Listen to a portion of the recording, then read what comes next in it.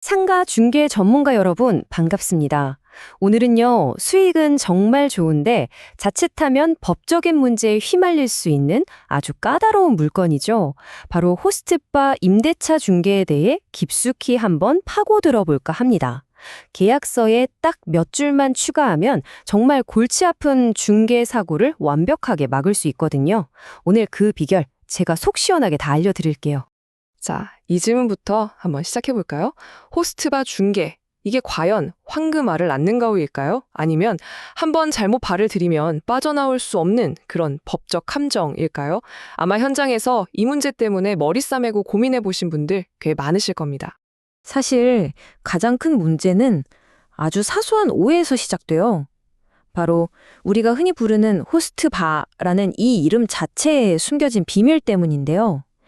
이 업종의 법적인 정체가 뭔지부터 우리가 정확하게 알아야 합니다. 네, 바로 이겁니다. 이게 핵심이에요.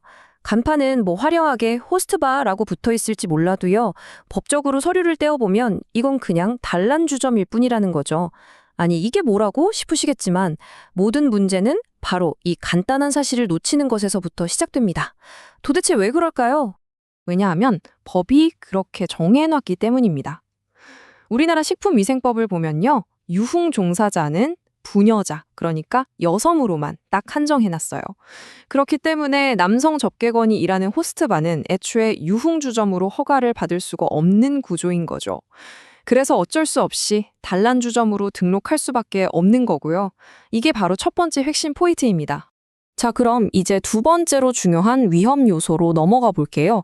이 위험은요, 아주 구체적인 숫자 하나에서 시작됩니다. 바로 150제곱미터입니다. 우리한테 좀 더 익숙한 평수로 환산하면 대략 45평 정도 되겠네요. 바로 이 숫자 하나가요, 건물의 법적인 운명을 완전히 바꿔놓는 갈림길이 됩니다. 이 표가 모든 걸 설명해 줍니다. 가게의 바닥 면적이 150제곱미터를 넘어서는 바로 그 순간 법적인 용도가 제2종 근린생활시설에서 위락시설로 훌쩍 뛰어넘어 버립니다. 그리고 바로 여기서부터 진짜 골치 아픈 문제들이 시작되는 거죠. 위락시설로 분류가 되면 보시는 것처럼 정말 까다로운 제한들이 줄줄이 따라붙습니다. 일단 상업지역이 아니면 아예 들어설 수도 없고요. 학교 근처 200m 안은 거의 불가능하다고 봐야죠.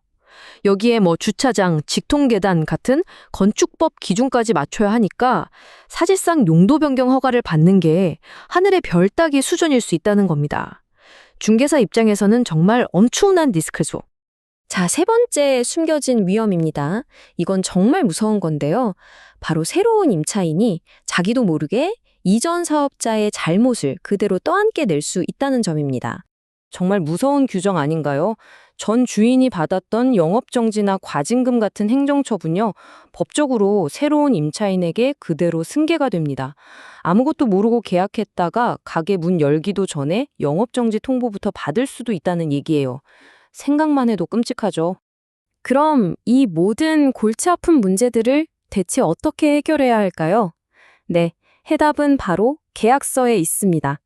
지금부터 여러분의 계약서를 그 어떤 공격도 막아낼 수 있는 완벽한 방패로 만들어줄 핵심 특약 조항들을 하나씩 공개하겠습니다. 이게 바로 첫 번째 방패입니다. 이 조항은요, 나는 몰랐다는 말이 아예 통하지 않게 만드는 아주 강력한 안전장치예요. 인허가 문제에 대한 모든 확인 책임을 임차인에게 명확하게 부여해서 나중에 딴소리 못하게 딱 못 박아두는 거죠. 자, 이 조항은 양도인의 입을 열게 만드는 특약입니다. 혹시라도 숨기고 있는 행정처분이 있다면 투명하게 다 공개하도록 강제하는 거죠. 그리고 만약 이걸 어겼을 때 어떻게 책임질 건지까지 명확하게 규정해서 분쟁의 소지를 아예 없애버리는 겁니다. 사실 상가 중개하다 보면 불법으로 증축하거나 개조한 경우 정말 흔하게 만나잖아요. 이 조항은 바로 그럴 때를 위한 겁니다. 그로 인한 벌금이나 허가 취소 같은 문제의 책임을 명확하게 전 주인에게 돌려서 새로운 임차인과 우리 중개사를 보호하는 거죠. 이건 좀 기술적인 문제 같지만 실제로는 계약을 엎어버릴 수도 있는 아주 결정적인 문제입니다. 정화조 용량이 부족하면 허가가 안 나거든요. 이 문제를 계약서에 미리 명시해서 나중에 계약이 틀어지는 상황을 막고 책임 소재를 분명하게 하는 아주 현명한 조항이라고 할 수 있습니다. 자, 이제 이론은 충분히 익혔으니 실전으로 넘어가 볼 시간입니다.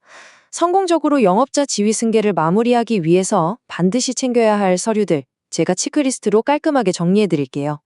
여기 보이는 5가지 서류는 기본 중에 기본이고요. 여기서 딱 2가지만 제가 더 강조하고 싶어요. 첫째, 단란조점은 다중이용업소라서 재난배상 책임보험 가입증명서가 필수라는 것. 그리고 둘째, 새로 가게를 인수하는 분의 식품위생교육 수료증이 반드시 있어야 한다는 점. 이 2가지는 정말 절대 놓치시면 안 됩니다. 저는 여러분이 이 말을 꼭 기억하셨으면 좋겠습니다. 진정한 전문가는요, 단순히 물건을 소개하고 연결하는 사람이 아니에요. 고객의 자산을 지켜주고 보이지 않는 법적인 위험까지 미리 관리해주는 법률 코디네이터의 역할을 수행해야 합니다. 오늘 제가 알려드린 내용들을 통해서 여러분의 계약서가 더 이상 단순한 종이 한 장이 아니라 그 어떤 위험도 막아낼 수 있는 견고한 방패가 되기를 진심으로 바랍니다. 꼼꼼한 확인과 철저한 특약이야말로 여러분의 전문성을 증명하는 가장 확실한 방법이니까요.